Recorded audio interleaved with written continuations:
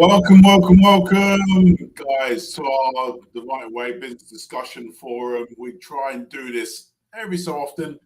Everybody's back now, so hopefully now we have the opportunity to be able to have this a bit more regularly. But no, really thank you. Hope you had a great holiday over the summer. We've had a little bit of a break. I'm still knackered, but yeah, we had a break.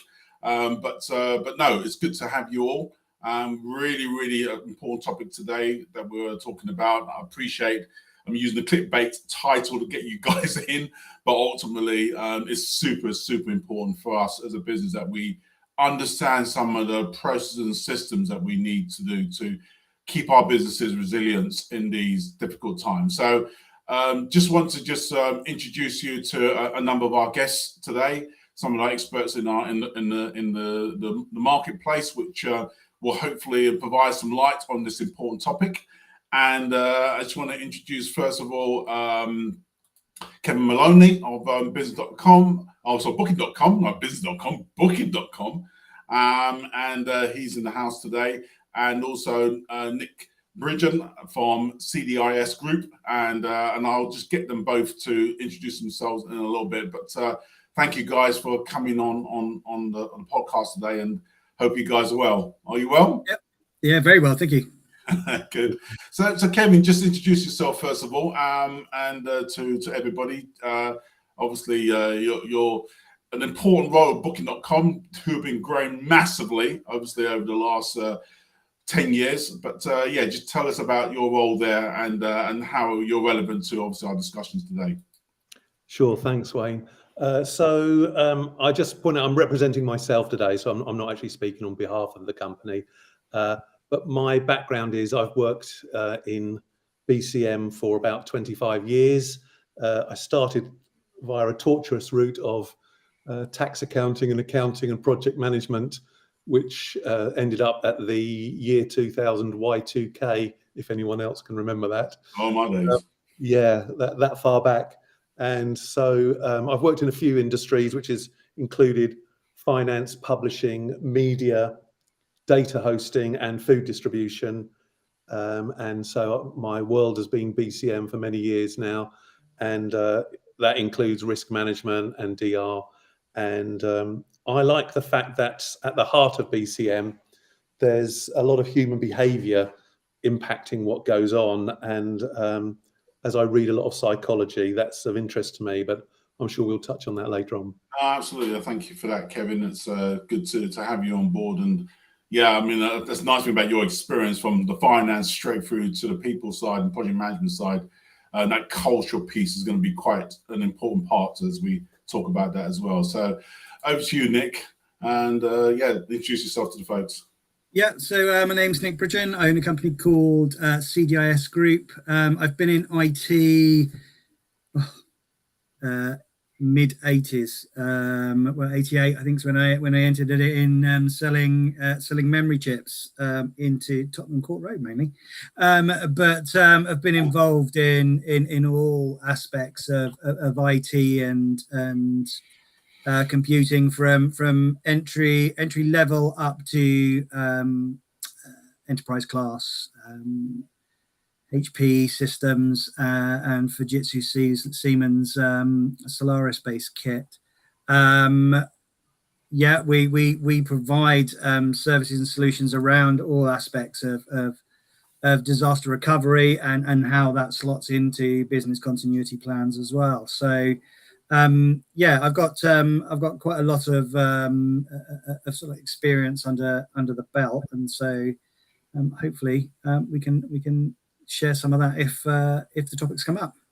Good. Well, appreciate again you taking time, both of you taking time in your busy schedules to come and speak to us anyway, and speak to our listeners today anyway.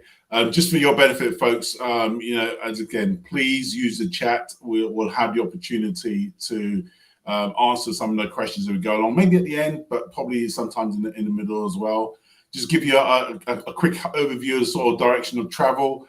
Really what we'll do is obviously we'll have some introductions we've done, then we'll have some discussions and yeah, like I said, we may integrate the Q&A within the discussions or vice versa. So, you know, we're reasonably flexible in relation to how we're trying to do things today. So hopefully that gives you an idea of what we're doing. And yeah, please get involved. Super important that we'll answer your questions directly as well, especially if you've got any really immediate issues that are concerning you in relation to the whole topics as well going forward as well.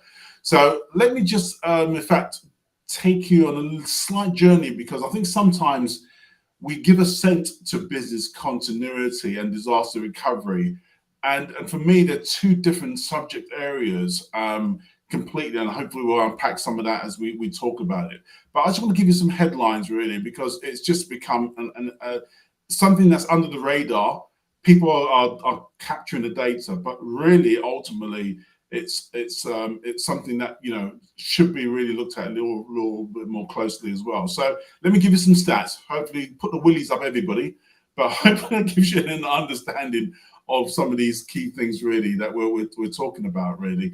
And as you can see here, the sort of bare facts of what we're talking about today, you know, ultimately, 50% of businesses worldwide, companies worldwide, do not have a business continuity plan in place. So 1 in 2 of you on this call do not have any plans of sort in place. And if you do, it's pretty nebulous or pretty wishy-washy, but not really updated or kept up to date really. So let's give you a flavor of that. The other stat that you see there with the coffin there is 44% of companies fail to reopen after disastrous events. So again, on this call, if you're one of those folk, then it's really, really hard to really get back. And this is really true in people in the retail or online sector.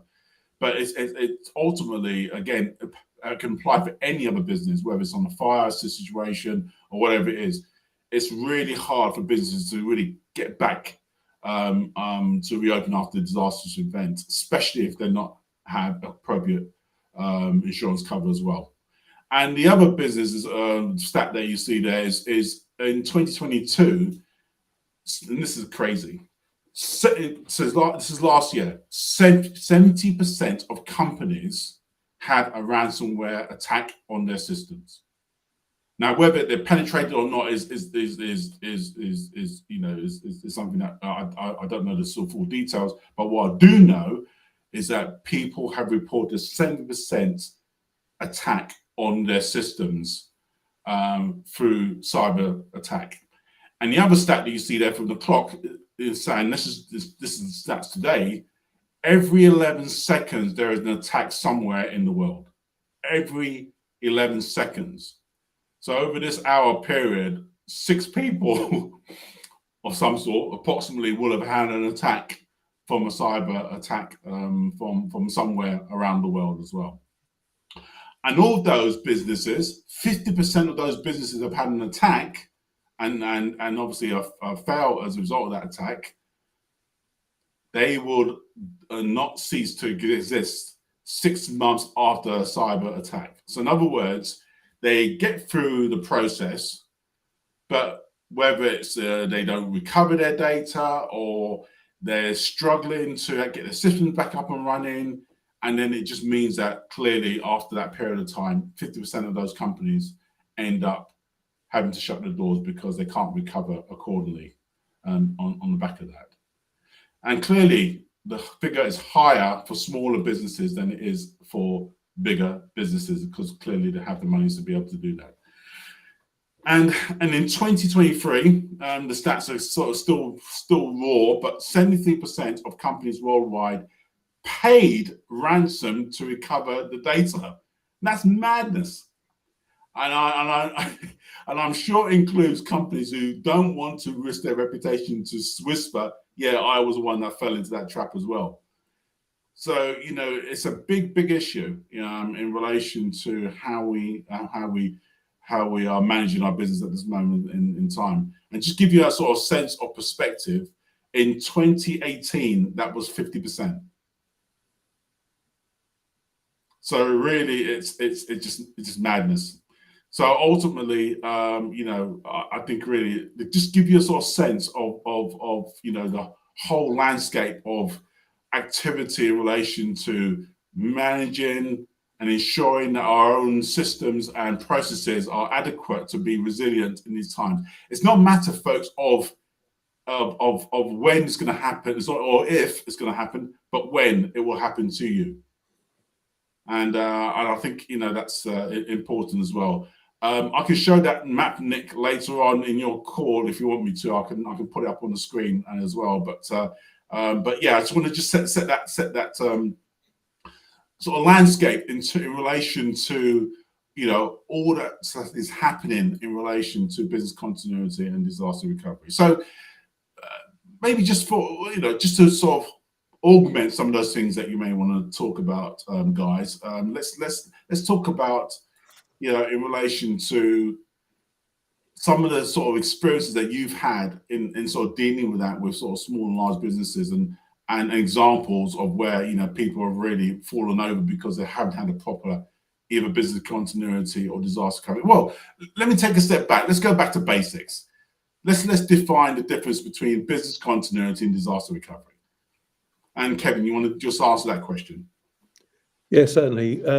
Business continuity management is about restoring the business process, and that business process has a number of dependencies. So those dependencies can be people, they can be the site, they can be your vendors, and they can be your IT services. Now, IT disaster recovery is about recovering the IT services that you're dependent upon. Great, cool. And give us some examples, Nick, in terms of companies and where they've unfortunately found wanting and they've had really issues in relation to failure, whether it's from a disaster element. I think that the clearest one, the clearest one was the I can't remember the flipping name of it now. That they basically hadn't been applying patches to their servers, and this was back in 2017, 2018. I think a bit of that. It was the most public sort of like display of failing to have both up to date IT policies and procedures, but also having a DR plan and then a continuity plan that would save them. And essentially they got hacked. Their whole database was taken apart. And then they were threatened. It was publicly announced that they'd been hacked, and they essentially lost millions, and I mean millions, not just in actually recovering the data, but the loss of reputation was colossal, and that predominantly came out of not having really a proper disaster recovery plan, but this business continuity element is a huge part of an organization surviving, not becoming one of those statistics that you showed, Wayne, because it's so important to have a plan and know and it's not just have the plan, it's have people in the business that know how to apply the plan.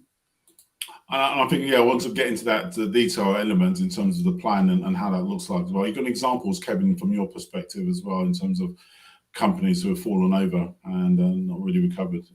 Yeah, well, I think the classic one that's often cited is the Nokia versus Ericsson, when they were the two big phone manufacturers, and there was a supply chain issue where there was a fire in a place that made the chips, and Nokia went around and bought up all the spare capacity that the chip manufacturer had, and the other company decided to wait it out, and so that's why there's no Ericsson phones around anymore. But Nokia themselves then fell foul of a cultural issue. Let me just leave it at that for the moment. And so it stopped them from progressing their designs. And they eventually, when the iPhone came out, they got severely hammered from not keeping up with the market, which is not so much a BC issue. It's more about the culture. And I think a lot of failures and a lot of problems that companies have are actually down to that, rather than what we consider the traditional BC and DR elements. So that to me is almost as big an issue. But if you don't have a BC plan and you don't have a DR plan,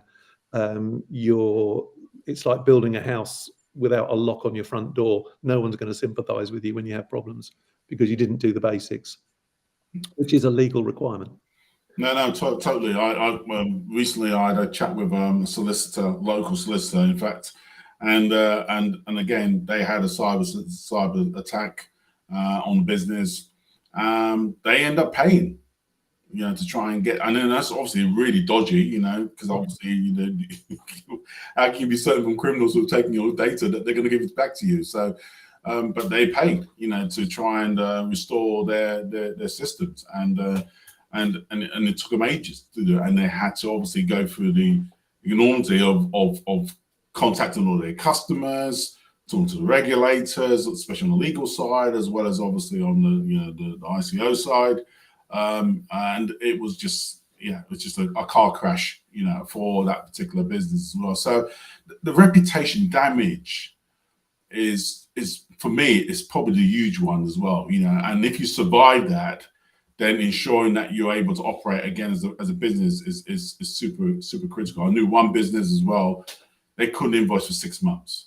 Now, partly they were part of a bigger group, so it was just that particular division that was affected. But again, the whole thing is that you've got to have the systems in place. If you aren't able to invoice, you don't have cash, and you've got cash, you're dead as a business. So that's why having those things are really important to have in place. Kevin. A lot of the insurance companies now actually have ransomware fine or fee payment options. I know our policy has a section in it that when we took it out, it actually had a section in there about paying fines, or not paying fines. It's not a fine. Paying the extortion. So depending on who your insurer is and what the policy is that they do include the settling of encryption fees if that's what happens.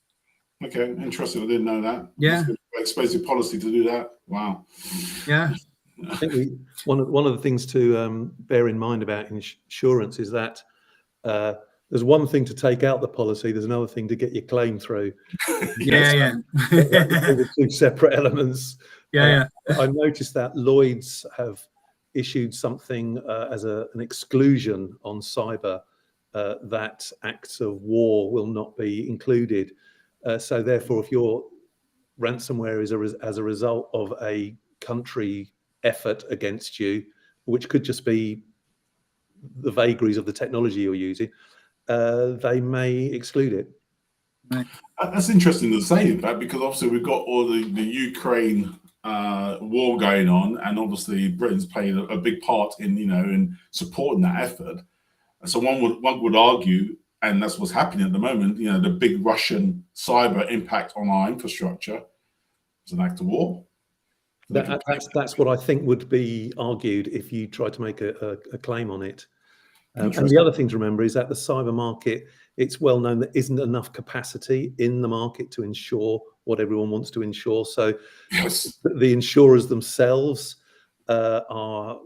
can be relatively stringent about what you have to comply with, and they will demand an ITDR plan. So if you don't have one, your insurance isn't going to be worth anything. They just will go, well, we've taken your premium, but we're not going to pay out.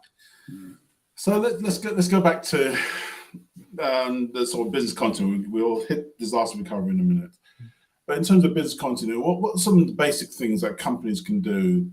Small and medium and large companies should be able to do to, and I appreciate this is, I don't want to go into detail, but sort of headlines in relation to ensuring that they can at least start to have a process in place. Let's say, for example, you've got a blank canvas, there's no business continuity process or structure in place. What should a company do? You want to take one, Nick? I think Kevin would be the best option at this stage. Okay, Being, there you go. being Pass the water across. Go on, Kevin. Okay, so my advice would be to start with developing some kind of instant management capability, so that even if you've got very little in terms of planning, you may be able to get good people together who can work their way through something. And if you have an instant management plan of who's going to turn up at the instant management, how you're going to grade it, how you're going to invoke your plan and get people together with your communication tools, all these kind of things, even if it's just a piece of paper that has everybody's name on it that you're going to call and bring into a conference call, that would be the starting point. So no matter what happens, you've got a comms ability in and out of hours. That's what you want. And I'd say that's your starting point for incident management. Your starting off point for business continuity generally as a whole management process would be to conduct a business impact analysis, which is basically try and figure out what is your most important, what are your most important assets. So whether that's data or whether it's people or whether it's the vendors that you use, just try and bring that out in a BIA, a business impact analysis. And there's plenty of examples online of those. Don't start off too complex, just get the basics. So you can say, we've got a pretty good idea. These are the key things we're trying to protect. There may be some areas of your business, if you get ransomware in it, you don't care. It's like, oh, okay, just shut it off and we'll do something else. We'll use another tool. And there'll be others where that will be very serious and you need to know the difference between the two. And if you haven't done the homework to do that, you'll be found wanting. I think that's it, though, isn't it? There's a common sense application in there as well, isn't there? Is you've got to think about your business, and it doesn't need to be in sort of like in depth or overly complicated initially. You've just got to think, how is my business going to survive if something goes wrong, and then build the steps out from there. And literally everything that you've just said, Kevin, is 100%. I would just say there's this. Don't panic when you're thinking about this. It doesn't have to be complex. It just needs to be. And actually, I think the comms bit is one of the most important. That communication element 100%. To a business continuity plan is just critical. It's just so important. I was one company I was involved in was a turnaround, and we put together a little pack.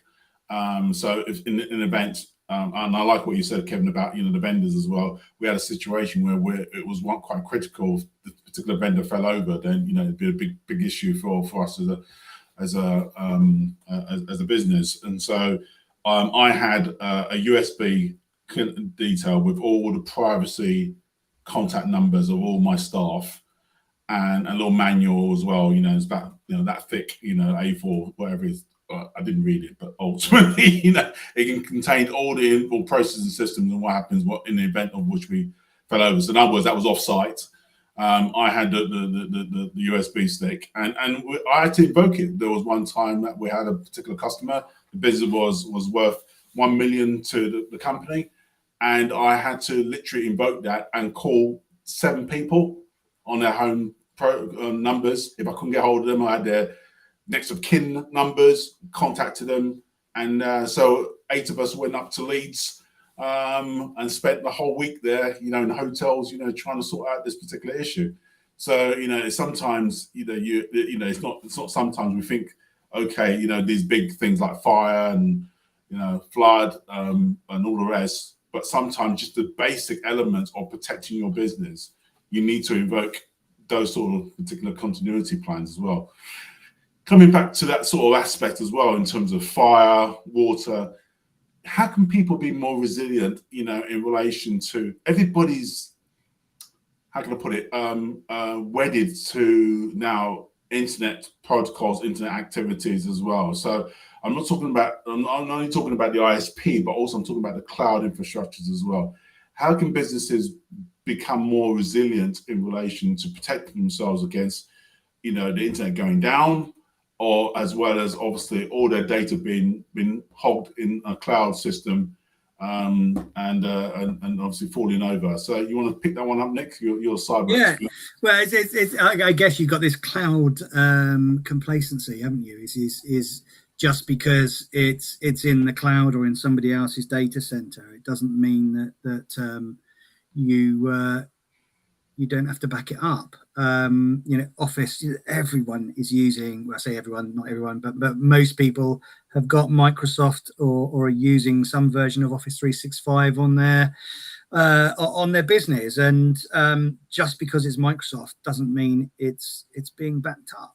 Yes, okay, it's got some levels of resilience, but you still need to think about backups. Don't forget that. How would you do that practically, Nick? Sorry? How would you do that practically? There are just solutions out there. There's cloud solutions that are available to back up your cloud. And Datto, for instance, do Office 365 and all your SharePoint sites. Because moving your business into the cloud and using SharePoint as the example, or AWS or whatever it is, the solution you're using, it's still a data pool and still needs to be protected. Things like Datto, which is one of the solutions that we provide. They do the mailbox, the SharePoint, team sites, all of that stuff gets backed up. So in the event of data loss, then you've got that. There's some elements. So just to drop this in. So with Microsoft Office, contacts, for instance, don't have any real support from within Microsoft. It's an add-on. It's a kind of like a thing that gets thrown in for free. And so if you lost your if but whatever reason your contacts got deleted, you couldn't then just automatically recover that out of Microsoft.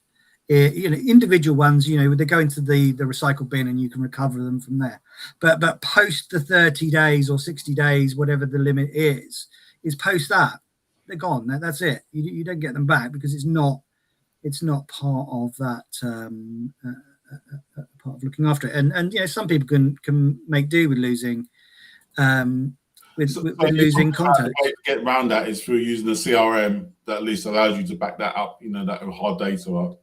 Yeah, CRM systems obviously is another thing, but that you look at these solutions, and you've got to make sure that and again, coming back to what Kevin was saying about suppliers. And we talk about compliance here, and I guess at some point we might touch on GDPR of all things, or the Data Protection Act. But the fact is that we should be testing all of our suppliers anyway, whether they're cloud based or physically box dropping bits of kit. So we've got to test the supplier and ask the supplier the questions. Is my data safe? Where is it? Does it get backed up? Those kind of things. So if the answer to that is don't worry, it's replicated across 5 servers, then it's not being backed up. It's just being replicated. Let's have a backup policy that's going to say this data is going to be protected. And so the handling of data is just because it's in the cloud makes no difference. It could be on a memory stick or it could be up in the internet. It doesn't matter. You've got to look after it. And again, like Kevin said earlier, it's a legal requirement. It's not something you can just, it's all right, Microsoft look after that. If I lose all my data and I've got a compliancy issue, I just blame Microsoft. No, sorry, it sits completely on your shoulders. Kevin, you want to add to that? I'd say a couple of things. One is, depending on the size of your business, obviously may impact the policies that you can enact, but the general industry standard was for backups was described as 3-2-1, which was 3 copies, 2 different formats, and 1 off-site. And there's now discussions of whether it should be 3-2-1-1, where the extra 1 means having an immutable copy, which means you can't overwrite it. I'd also just add the point that be careful, because immutable doesn't always mean immutable, which is worrying. That's the real ogre under the bed when you go to sleep at night.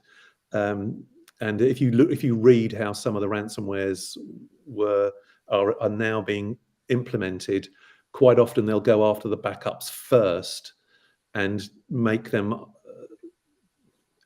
unrecoverable, or irrecoverable, and then they're already in your production anyway, but they won't touch it. They'll go after the backups first. So there's something called a write once, read many, which is WORM, is the acronym.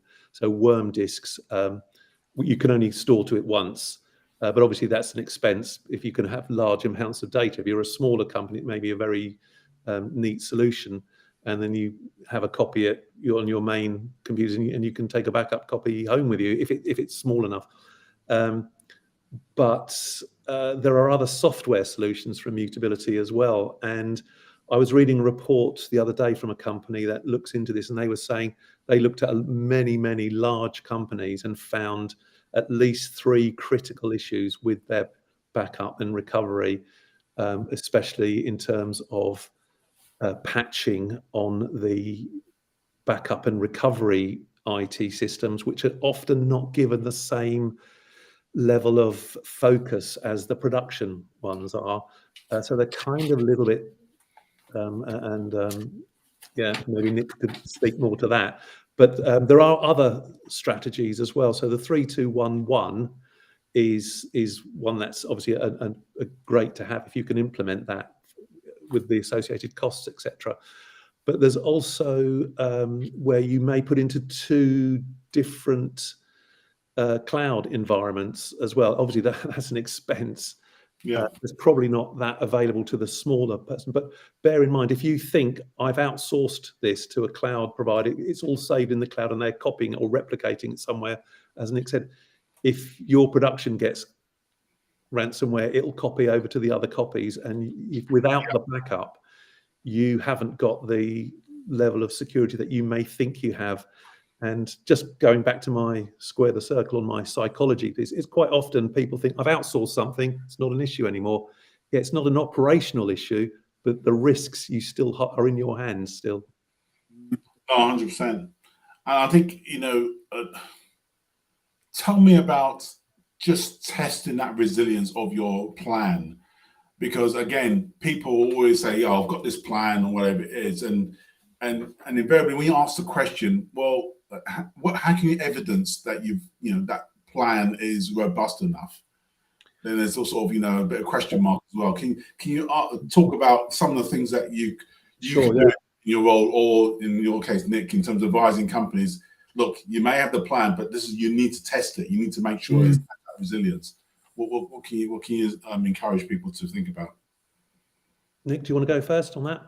Yeah, I think it's actually a lot easier with the hardware. I think in the sense that if you're doing a backup or you've got a DR plan in place, physically turning off a piece of kit is a simple way of making sure it fails over, or that your business is going to cope with that bit of kit being turned off. Single points of failure pretty much in all small to medium businesses is going to be the firewall or router, and so knocking that off and seeing how the business then copes with failing over to 5G or 4G, depending on your locations. They're pretty smart now. We've got a couple of solutions out there. The businesses are actually just running on 4G SIM cards, and so those the options that are available to organisations there are quite good, because you've got so many vendors at the moment until they all merge. So DR from a hardware point of view is reasonably simple to test. Can you recover a folder, a drive, a server? Where the test is turn it off and see whether or not you can get that live elsewhere. And that's a business acceptance. The business has got to accept we've got to do this, over the period of a year to 2 years, depending on what you've put in your policies over how often you test it. Because if you're saying cyber essentials, if you're going for ISO, then you've got to commit to doing these tests on a regular basis. Okay, Kevin. Yeah, I think one of the things that I would recommend is creating test documentation. So you've set out the objectives of the test, and you have laid out any assumptions that you've made, and added in any or identified areas which are, I can't remember what the name of them is now, the word slips me, but it's actually about identifying the things that you did in the test which are not the same as if it happened in real life. So it may be, for example, notifying everyone that you're going to do the test, and that having all the resources available and cancelling their holiday, or stopping them so they can all cancel their meetings. And so it's identifying those areas of your test. And then one of the things I would recommend is, for your test, is to list out what you expect to happen as one of the elements of your test documentation, so that you can tick it through and say, well, if you're the person conducting the test, that the facilitator, you can say, okay, what would you do now? And you'll get all sorts of comments which are either based on the plan or they're based on emotion. And you can say, well, what does the plan say? And then so for example, if you get to the end and nobody's touched the plan or used it, that should come out and say, well, look, you didn't use the plan. So is it useful, or are you just ignoring it? And those kind of things. And also you can see whether you've met the objective of the plan, or you've picked up the issues that that you need to take further action on. So that would be my recommendation for evidencing your test. Plus, the other thing is, you should probably have a small handbook for the attendees. So how to behave, how the test is going to run, what's expected of them, whether it's in real time or false time, where you just say, right, it's now 3 days later, something like that. That would be false time. And then another route completely different to this is actually to have BC software, because a lot of the good BC software out there nowadays allows you to conduct a test, and it will invite the attendee. Oh, really? Okay. You can document it. So and it keeps an auditable trail. So it's basically like running a major incident. Yeah. You put it into test mode. So it will say, here's an incident that was actually real, that you did something. Here's an incident that you ran as a test, and you can record it like that. So there's two kind of methods. One's if you've got the technology, one if you haven't. Yeah, there was and I'll find the details, and perhaps you can check it and send on if appropriate. But I can't remember what the name of the company is, which is why I'll send it over. But we saw them down at the Innovation Centre in Kent, down near the coast, and they do the business continuity in a box, and I think it's oh yeah, I've seen that. Predominantly for larger organizations, but essentially it was 2 suitcases that remain plugged in, and everyone in the organization is trained that in the event that there is a disaster of whatever that might be, go to the suitcase, and it's the first person that gets to the suitcase, opens the suitcase up, and in it is everything. It tells you, okay, you're now the incident commander, regardless of whether you're the cleaner or the CEO. Yeah. You've now become, or literally for the process of this, you've become the sort of like the commander. And as people come in through the door, they get issued jobs, and all of these jobs, and it relies on the process, and it's all about process and about what happens, and literally it's got statements for the press in the event that it's an organization that's large enough to be sort of like identified in the press, and everything is laid out. There's no ambiguity, there's no questions. It is follow this and the business will continue to run, and life will go on, And I just really like the idea of, and it's exactly, again, it had some software on these. The tablets are in the suitcase, and there's 4 or 5 tablets that are constantly charged and updated,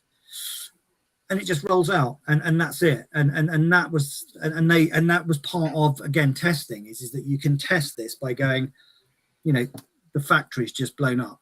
And this is what's got to happen. Somebody's got to go and get the suitcase. If there's not a suitcase there, then somebody's got to phone somewhere where there is a suitcase where somebody else can take it over. And it was really interesting, because the scenarios that they were coming up with was around the time that we were having quite a lot of issues with bomb threats, and people walking around with machetes and guns up in London, and it was sort of like, it was so on point about testing, and literally this box, because it was all laminate cards, things could just get updated and slot back in. So in the event that the telephone numbers changed, then that card got replaced, and it was that. And I just that again is sort of like reinforcing what you were saying, Kevin, is just testing. You can test elements or you can test the whole lot, but either way, it's about following a plan. And I think, like I say, for me, it's that evidence, because obviously, whether it's investors, whether it's, boards that are remote, or, if it's a larger organization, clearly they have boards, and obviously, you're talking about shareholders as well. You want to have that confidence that some of these things are in place, and more importantly, that you've tested those things. Now, I appreciate you can never test everything. You can't test a whole scale fire, but you can test a division or an area that has been involved in a fire or flood or completely cut off IT and server issues. You can test that, and you can monitor that, and you can actually assess that. So I do like the idea of being prepared. An example of the VC in the suitcase, and the example of that resilience, where what you're saying in that case, doesn't matter who it is. Pick up the suitcase and let's go. I think for me, service industries tend to be more geared to do that sort of stuff. It's really harder in a sort of manufacturing environment, where you got equipment, you got stock, you got whatever it is, and how to recover from that. And I appreciate we haven't got a lot of time to talk about that. So please, I'm not making this really a glib discussion. But I do understand that the processes and the systems to provide that resilience becomes a little bit more nuanced, in the sense that, some of the things that you need to think about is probably then partnerships with some key suppliers or third-party manufacturing individuals who can actually make your product to allow you to continue on as a business. Especially I think also with the understanding of what is going to be a disaster, or what's going to be, this business, business sort of like continuance, anything that's going to stop the business could do that. And it just very, very brief, one of the examples was somebody having having a gun or unloading a gun on site, and so what they'd said is that actually, if somebody fires a shot in a reception area or anything like that, and that whole building's locked down for at least 72 hours, even if all the staff have gone or staff are allowed to go home, but nobody can come in or go out without being allowed to do so. And if you're outside, you can't go back in. So you'll have your handbags there, you'll have your your jackets, everything is in the building, and you can't go back in. And that could be for 72 hours. So the actual plan is not just about keeping the business. And this is, again, I think you mentioned it earlier, Kevin, is not just about the business, it's about the people that are inside the business. It's your team, your staff, whatever. You've got to get them home. So all of a sudden you've got, you can't get in to get the petty cash. So somebody's then to go to the bank and get a load of money out and pay for everyone to get cabs or train tickets and things like that. So it's not just about the system's not working. It's about people not being able to get to their desk, and that is where business continuity in its own right. Sure. Sort of like trumps all, I think. No, I hear that. I'm conscious of our time as well, anyway. I've been waffling. And also at the same time, I just want to touch on one particular subject in terms of privacy and data privacy. and obviously the GDPR laws, but also the advent of cybersecurity.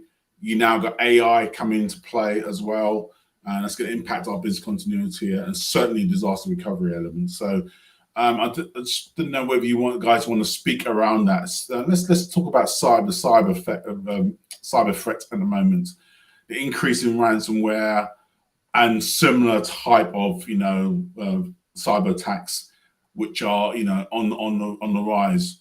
What should companies do to really just ensure that they get ahead of the game and just keep a bit more resilience around that? I think the things that I'm seeing more of now is a focus on adhering to a recognised standard, whether that's ISO 27001, the info standard, information security standard, sorry, or the NIST cybersecurity framework that the US uses.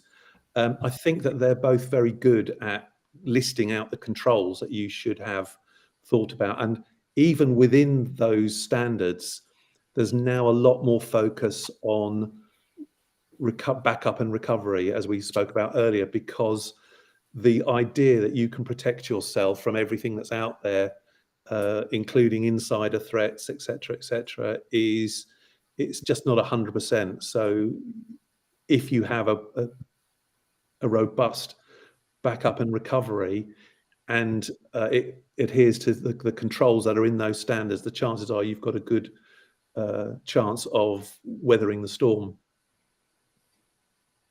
Sure. Yeah. Nick? I think also we can't forget that not all cyber problems are due to attacks. Yeah. Certainly within the NHS, I think it was something like 83 or 85% back in 2020, 80% plus of data breaches were just human error.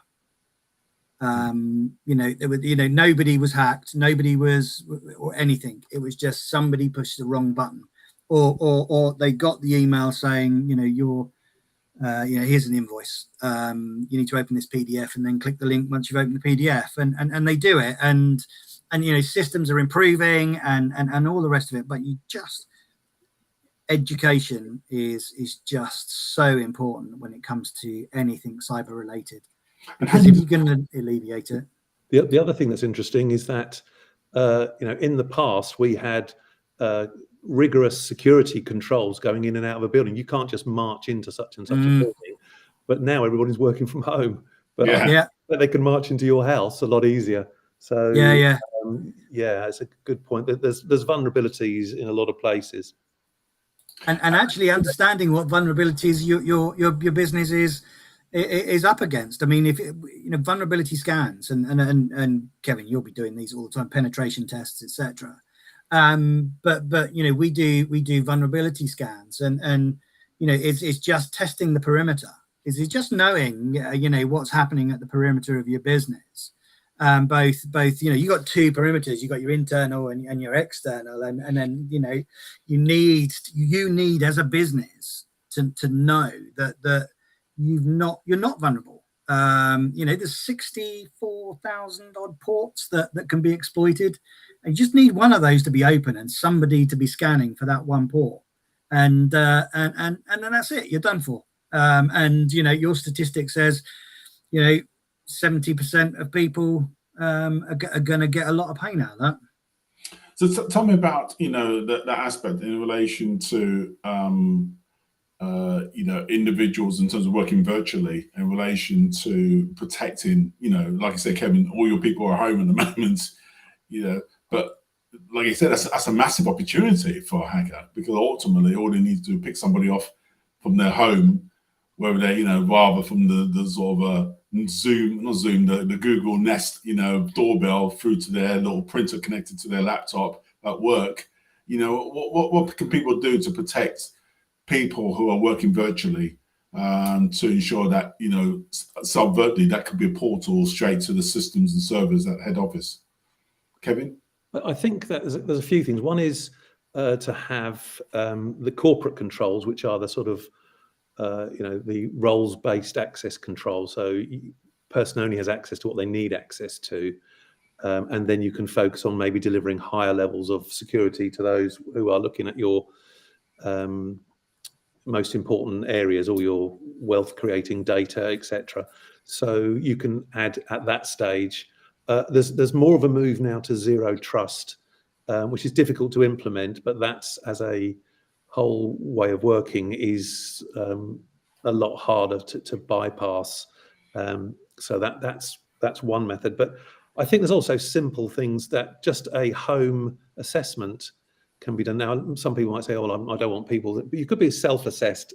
I'm not entirely sure. So I haven't been in the financial services for a while, but I know that there was discussion in the financial services about people who worked in banks now doing stuff at home as a bit of an issue.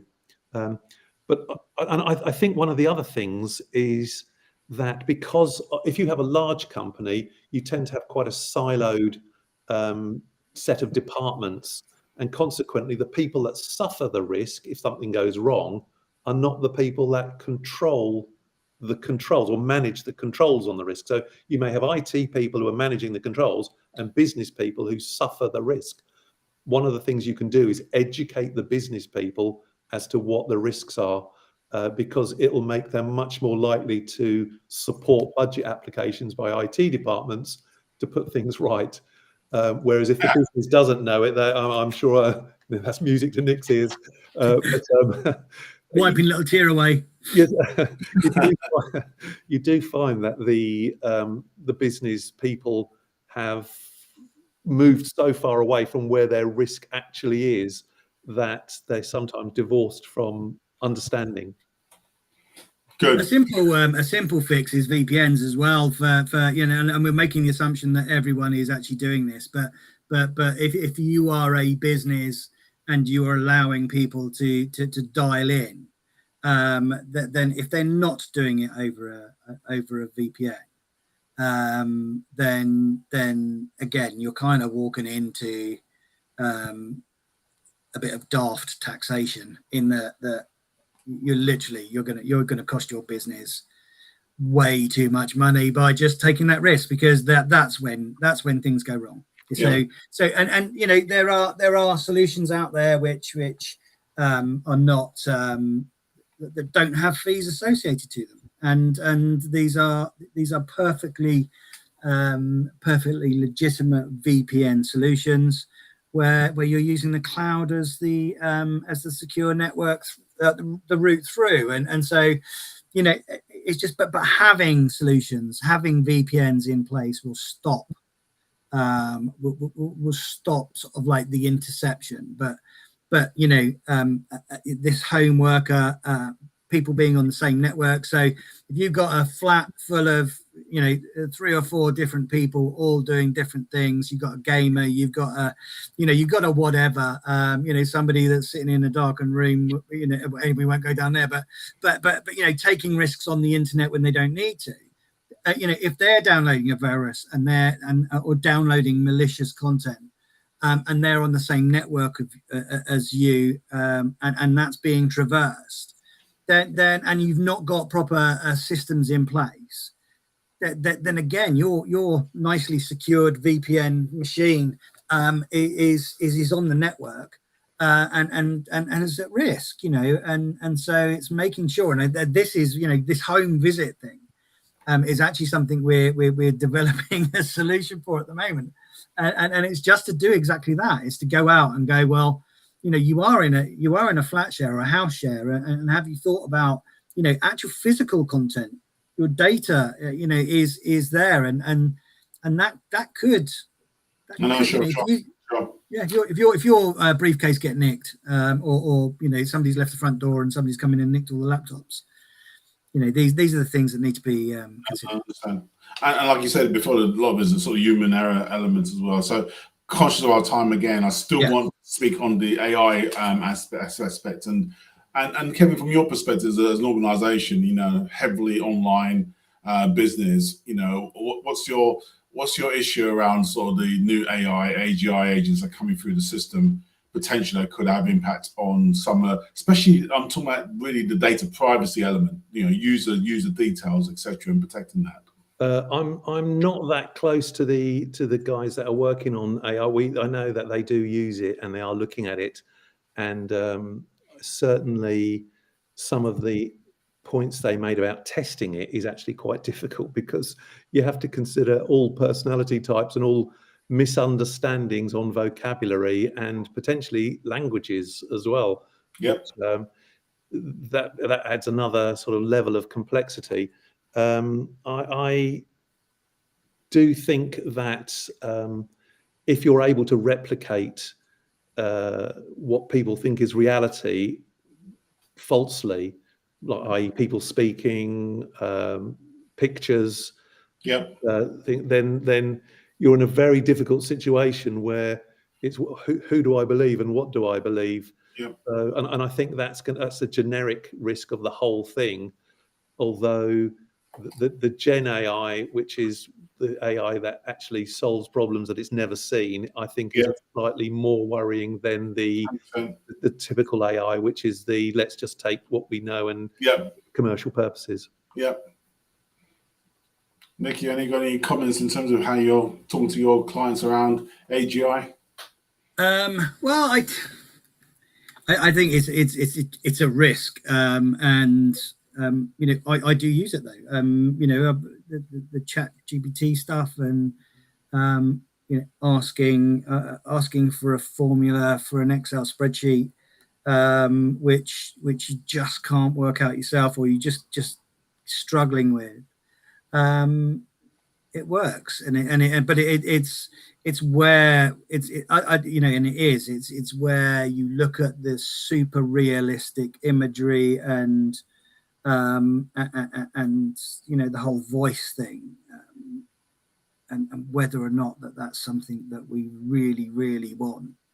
From a society point of view, do you want to watch a film that somebody's actually applied an art to?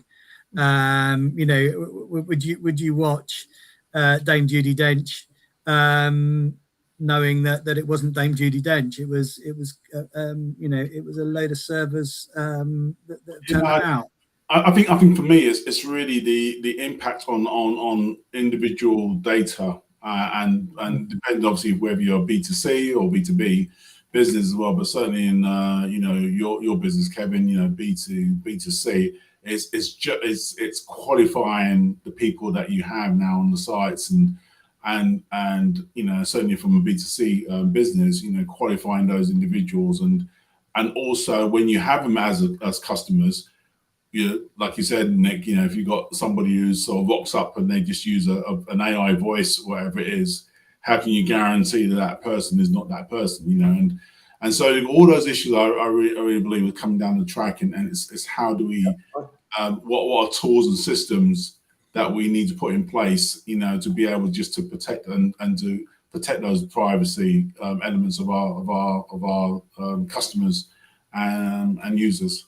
Kevin, sorry, Wayne. It's interesting because all businesses sell trust ultimately, don't they? That's what you're selling, and once that's gone, it's very difficult to get it back. Patient management, So that's the underlying threat, I guess. And it's funny. The other point I'd make is that quite often how you think something's going to develop, when that trust element kicks in and people stop either trusting it or over trusting, or they use it for the same thing, it actually doesn't turn out how you think. You would imagine by now, if you look 20 years back and 20 years ago we're looking forward, you think, well, I'm sure they're going to just shut down all the schools and universities because everybody can just access the information, but it hasn't happened, has it? And so doesn't always pan out how you think. I think I need to call you guys back for another session around that, because AI will be a really interesting one. I love the subject, and because it has opportunities for businesses as well as obviously threats, and but I think I think a lot of people giving it a lot more less assent than they should do, and I just want to just really highlight that for people to build that into their BC as well as disaster recovery stuff. Thank you, gentlemen. Our time has gone. Again, just madly go very, very quickly. For you all as well, you can get in contact with us, you know, in relation to, you know, myself, obviously W Square Solutions.